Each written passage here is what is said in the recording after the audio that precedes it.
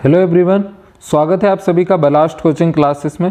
Blast coaching की classes की तरफ से 9th से लेकर के 12th क्लास तक का स्टडी मटेरियल दिया जा रहा है, जिसमें हम लोग इस वीडियो में देख रहे हैं 12th क्लास का हिंदी आरोह का दूसरा चैप्टर जो लिखा हुआ है आलोक धनवा जी ने।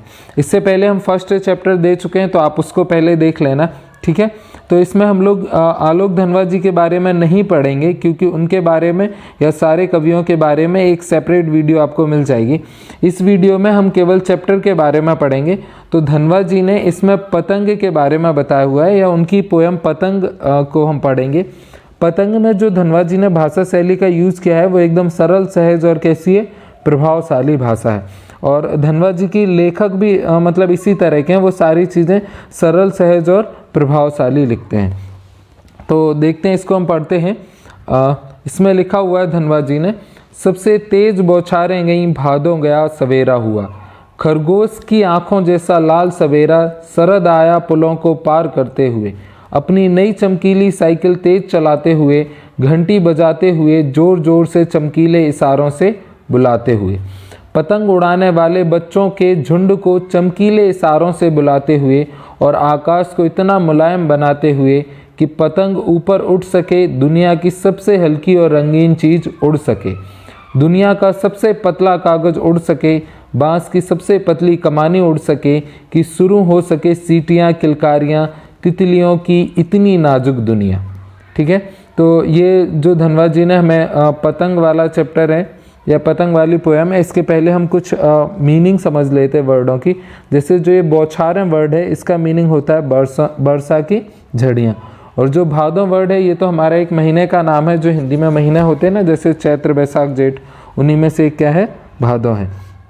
शरद ये हमारी एक ऋतु है, जब हमारी सर्दी स्टार्ट होने वाली होती है तो उसको हम क्या बोलते हैं, जब हमारा शरद आता है, जब सर्दियों के टाइम पे, तो उसको हम बोलते हैं शरद ऋतु। और फिर उसके बाद में नेक्स्ट है हमारा झुंड। तो ये हमारा क्या होता है, झुंड का मतलब होता है समूह, जहाँ पे बहुत सारे लोग या बच्चे इकट्ठे हो जाते हैं। फिर उसके बाद में इशारा तो ये आप समझते ही होंगे कि एक संकेत है, मतलब लोगों को बुलाने के लिए हम इशारे करते हैं, वही। नेक्स्ट है कमानी। तो कमानी क्या होता है, एक वर्ड होता है हमारा जिसको हम क्या बोलते हैं, कमानी। ये यूज़ होता है जो पतंग में जो लकड़ी की पतली सी डंडी बनी होती है, जिसके सहारे पूरी पतंग टिकी होती है, उसी को हम क्या बोलते हैं, कमानी। नाजुक दुनिया जो है वो हमारा वर्ड यूज़ हुआ है किसके लिए, एकदम कोमल संसार के लिए। ठीक है, तो धनवा जी इस कविता में कहते हैं कि बरसात के मौसम में पड़ने वाली बौछार अब थम गई है, मतलब बरसात ऋतु खत्म हो गई है। इसके साथ ही भादों का महीना समाप्त हो गया है। इसके बाद खरगोश की आंखों जैसा लाल सवेरा लेकर शरद ऋतु का आगमन हो गया है, अर्थात हल्की ठंड का मौसम आने लगा है, जिसमें धूप अच्छी लगने लगती है।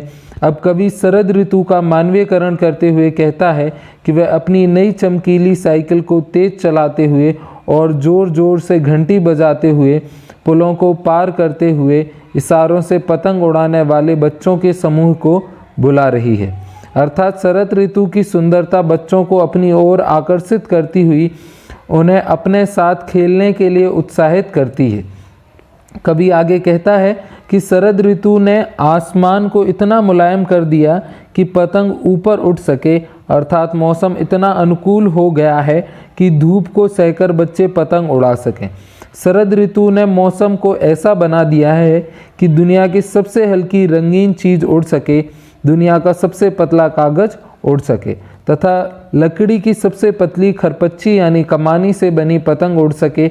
इसमें खुशी के मारे बच्चे मुँह से सीटियाँ बजाते हैं, किलकारियाँ करते हैं, तथा तालियों की हर्ष ध्वनि की गूंज हो सके।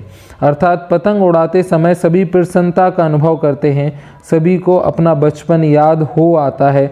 पतंगबाजी के इस सभी विशेषणों द्वारा बच्चों के चंचल, स्वच्छ और हल्के मन के स्वभाव को धनवा जी हमें बताते हैं या समझाते हैं, जिससे कि हमारा ये सब हमें जो बचपन है वो याद आ जाता है। आगे धनवा जी लिखते हैं, जन्म से ही वे आते साथ लाते हैं कपास, पृथ्वी घूमती हुई आती है उनके बेचैन पैरों के पास, जब वे दौड़ते हैं बेसुध छतों को भी नरम बनाते हुए, दिशाओं को मृदंग की तरह बजाते हुए, जब वे पैंग भरते हुए चलते आते हैं, डाल की तरह लचीले वेग से, अक्सर छतों के खतरनाक किनारों तक उस समय गिरने से बचाता है उन्हें सिर्फ उनके ही रोमांचक शरीर का संगीत। पतंगों की धड़कती ऊंचाइयां उन्हें थाम लेती हैं महज एक धागे के सहारे। पतंगों के साथ साथ वे भी उड़ रहे हैं अपने रंध्रों के सहारे। आगे लिखते हैं ये, अगर वे कभी गिरते हैं छतों के खतरनाक किनारों से और बच जाते हैं तब तो और भी निडर होकर सुनहले सूरज के सामने आते हैं। पृथ्वी और भी तेज घूमती हुई आती है उनके बेचैन पैरों के पास। इसमें जो वर्ड का यूज़ हुआ है कपास, तो कपास तो हम लोग जानते हैं जो हमारा सूत होता है उसके लिए यूज़ होता है। ये जैसे कपास के वो होते हैं ना, कॉटन या फिर कपास जिसके कपड़े होते हैं, ये बहुत ही नरम होता है, तो इसके लिए। जो बेसुध होता है, इस वर्ड का मतलब है जिसको कोई सुध नहीं होती है, एकदम अपने में मस्त रहा करता है, उसको हम लोग बोलते हैं बेसुध। नरम तो आप जानते ही वो कोमल वर्ड के लिए यूज़ हुआ है। और जो मृदंग है वो एक मतलब जैसे बजाने में जो यंत्र होते हैं जिससे कि संगीत बजता है, तो उसी को हम क्या बोलते हैं, मृदंग। और पैंग भरना का मतलब होता है जब हम झूला झूलते हैं, तो जैसे ये हमारा झूला है, इधर से जब हम पीछे की तरफ जा कर के ऐसे जाते हैं तो इसको बोलते हैं पैंग भरना, ठीक है, यानी झूला झूलना। लचीला वेग का मतलब है लहरदार गति से ये चलते जाते हैं, ठीक है। फिर उसके बाद में नेक्स्ट रोमांचित। रोमांचित का मतलब है पुलकित होकर के, मतलब खुशी से एकदम झूमते हुए। और थामना का मतलब है जैसे किसी को रोक लेना या फिर पकड़ लेना, तो उसको हम क्या बोलते हैं, थाम लेना। फिर उसके बाद में नेक्स्ट वर्ड है, तो इसमें महज का यूज़ किया गया है। महज मतलब बस इतना ही, ठीक है, यानी केवल। और उसके बाद में नेक्स्ट वर्ड है सुनहला। तो ये सुनहला तो जानते हैं किसके लिए यूज़ होता है, सुनहला यानी सुनहरे के लिए यूज़ होता है, ठीक है। तो इन सारी लाइनों में कवि कहते हैं, यानी जो धनवाद जी हैं वो कहते हैं कि बच्चे कपास के समान कैसे होते हैं, कोमल होते हैं, व मुलायम शरीर को लेकर पैदा होते हैं। जब वे चलते हैं तो भी उनकी कोमलता को स्पर्श करने के लिए लालायत रहती है। जब वे मस्ती में दौड़ते हैं तो मकानों की छतों में भी कोमल मालूम होती है। उनके दौड़ने की ध्वनि सारी दिशाओं में मृदंग के समान ढोलक बजाने लगती है। जब वे दौड़ते हैं तो ऐसा लगता है कि मानो वे झूला झूल रहे हों। उनके शरीर में डाली की तरह लचीलापन होता है, अर्थात बच्चों में पतंग उड़ाने तथा मौसम परिवर्तन के कारण चंचलता व मस्ती उमंग भरी होती है, जिसमें वे बिना होश किए मग्न रहते हैं। पतंग उड़ाते समय वे छत के खतरनाक किनारे अर्थात मुंडेरों तक जाते हैं, वहाँ उनका बचाव करने के लिए कोई नहीं होता। उनके शरीर का लचीलापन ही उन्हें बचाता है, अर्थात पतंग की डोर थामे थामे ही वे अपने शरीर को संतुलन बना लेते हैं। पतंग उड़ाते समय बच्चे इतना खुश होते हैं कि उनके देखकर ऐसा लगता है मानो पतंग एक धागे के सहारे वे भी आसमान में पतंगों के साथ उड़ रहे हैं। अर्थात कभी इस भाव में ऐसा बताना चाहते हैं कि पतंग बच्चों के लिए प्रेरणा का संकेत है। कभी आगे कहता है कि कभी कभी वे छतों के खतरनाक किनारों से नीचे गिर भी जाते हैं, लेकिन अपने शरीर के लचीलेपन के कारण बच भी जाते हैं।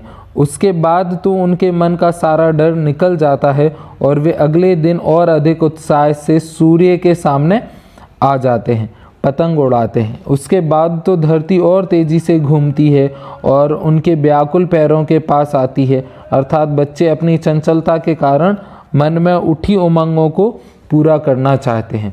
ये जैसे जो कवि धनवाद जी कहना चाहते हैं वो इसमें डायग्राम के माध्यम से भी बताया गया है। तो ये हमारा सेकंड चैप्टर था जो आलोक धनवाद जी ने लिखा हुआ है, और ये कविता का नाम था पतंग।